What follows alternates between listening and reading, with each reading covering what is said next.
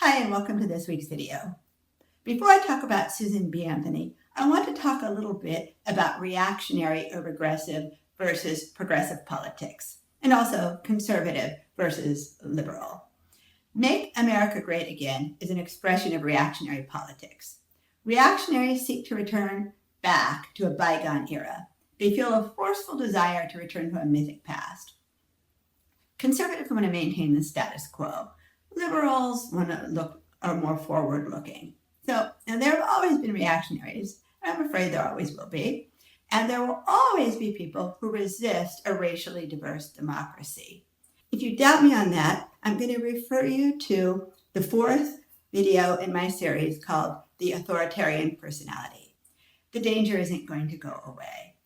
So the despair and panic that a lot of people felt during the Trump presidency seems to be back. My followers on Twitter ask me things like, why does it feel like the Democrats keep losing? We have the White House, we have Congress, well, a split in the Senate, but mostly the Congress, but we keep getting handed losses. I think the problem is partly how people define a win. There seems to be this sense that if X happens, democracy will prevail, fascism will crumble and lose, and the game will be over. But here's the thing, the game's never really over. There's always another inning. The anti-democratic forces will always come back swinging. So what do? I think we learn lessons from the heroes of the past. I feel qualified to talk about Susan B. Anthony because I wrote a book about her. I'll put a link to my sources with a note so you can see what I relied on. Susan B. Anthony was born in 1820 into a Quaker family. She always embraced Quakerism and its ideals. Quakers held the belief, considered radical at the time, that all people are equal. One scholar, Kathleen Berry, described Susan B. Anthony as a radical egalitarian, which explains her life choices, even those choices that got her into trouble. Quaker egalitarian ideas got the Quakers into trouble in England because they didn't accept the hierarchy of a king and an aristocracy. Quakers educated their daughters also because they believed women were equal. In the United States, the Quakers were among the early abolitionists. The Anthony home was a popular meeting place for local abolitionists. Frederick Douglass was a frequent visitor. I threw that in because later they had a falling out over whether women should be included in the 15th Amendment. That was the amendment after the Civil War that gave black men the right to vote. So Susan B. Anthony was enraged, actually, that women were not included, and she refused to support the amendment. Not that as a woman she had any power, that her word carried any weight at all, but she was outspoken and said that the 15th Amendment should include women. Because as a radical egalitarian, she just couldn't abide by the idea that one group would be placed over another group. So Susan B. Anthony became a teacher. That was one of the professions open to women who could read. At the age of 28, she left teaching to help her parents establish a farm. When the farm was established, her parents supported her work as a political activist. The word then was reformer. That's what they called themselves. That's what she called herself. She spent the decade before the Civil War dedicated to women's causes and the abolitionist cause. In 1856, she became an agent for the American Anti-Slavery Society. She drew a small salary that covered her travel expenses, and she toured around and gave lectures, speaking against the evils of slavery. At the time, this was dangerous. She had things thrown at her. I think it could be said fairly that she risked her life. She also developed a lifelong partnership and friendship with Elizabeth Cady Stanton, who was also dedicated to both women's rights and abolition. Let's back up and talk about the situation for women in the 19th century. A woman had no separate identity from her husband. Wife beating was legal. Divorce wasn't an option. A woman couldn't own property or enter contracts. A man spoke for her. Any money the woman earned belonged to her husband. A woman was considered incompetent to testify in court. A few low-paid professions like factory or domestic work were open to her, and teaching for those women who could read. A man, on just his word, could have his wife committed to an asylum. Women who were difficult and refused to be subservient often found themselves locked in asylums. If you haven't thought about this, please just pause here and imagine what life was like for white women. It was obviously even worse for black women.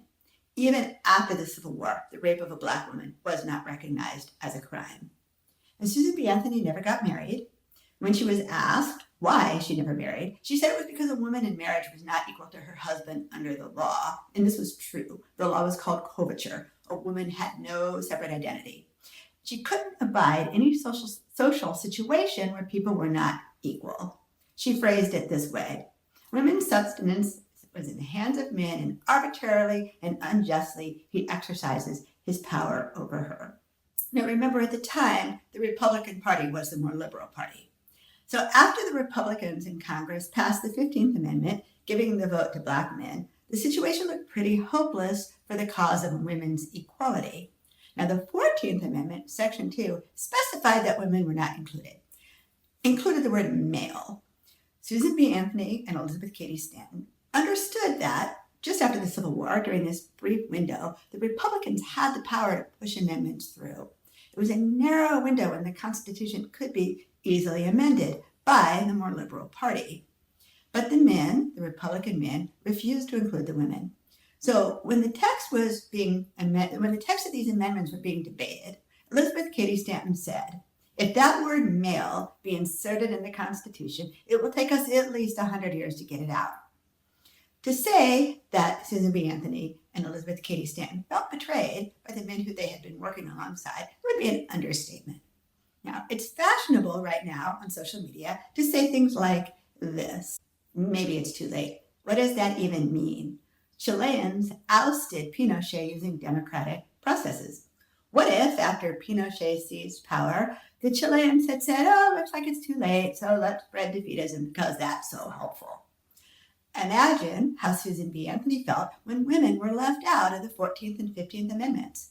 Imagine how she felt knowing it might be 100 years before the damage could be undone. What did she do? She got to work. The women reformers split into two groups. The more radical group was led by Susan B. Anthony and Elizabeth Cady Stanton. They took up for poor female factory workers. They worked on changing the laws that kept women legally inferior to men. As before, Susan B. Anthony traveled and lectured. She knocked on doors and tried to talk to women about their rights. Many women told her they had all the rights they wanted, they didn't want equal rights, and slammed doors in her face. In her words, she had embarked on an unpopular cause and must be content to row upstream. How did she keep going? She told herself she was working not for her contemporaries, many of whom would never appreciate her work, but for future generations. We must labor. Occasionally, after making progress, like getting the New York law changed so that women could own property, another group of lawmakers would come along and undo their progress, and they'd have to start over. By the end of Susan B. Anthony's long life, she did see some progress. In some places, women in abusive marriages could obtain divorces. Women were entering the colleges. There was a nationwide and international women's organization fighting for women's suffrage. Susan B. Anthony did not live to see the passage of the 19th Amendment, which gave the vote to women. As an elderly woman, she wrote this: "Oh, if I could live another century and see the fruition of all the work for women." I guess mortality means none of us ever really get to know how the story ends. When Susan B. Anthony became elderly, she trained the young women in the organization to take over the work after her death. She called them her nieces. They called her Aunt Susan. Susan B. Anthony died in 1906, and the 19th Amendment, giving women the right to vote, passed in 1920. I've argued that Make America Great Again means take America back to the time of white male supremacy. The question I often get is, what if they succeed in rolling us backwards? The answer is, we need to do the work of rolling everything forward. Progressives push forward, reactionaries push back. Sometimes the progressives splinter, which makes things harder. The right wing tends to stay in formation. Will the right wing extremists win? Depends on two things. It depends on how you define win, because there will always be people who reject democracy. Securing democracy is a constant battle. And it depends on whether people are willing to stay engaged and do the work.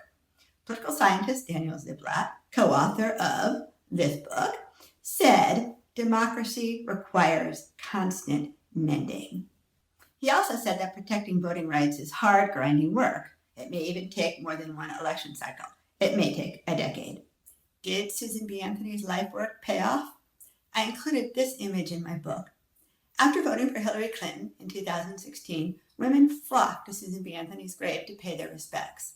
But the work isn't done because it will never be done. Democracy is always a work in progress because there will always be forces fighting against it. Thank you for listening all the way through. If you have any questions, you can leave them in the comments or you can contact me through my blog. But please, no hate mail. I never like that. Anyway, thank you and see you next week.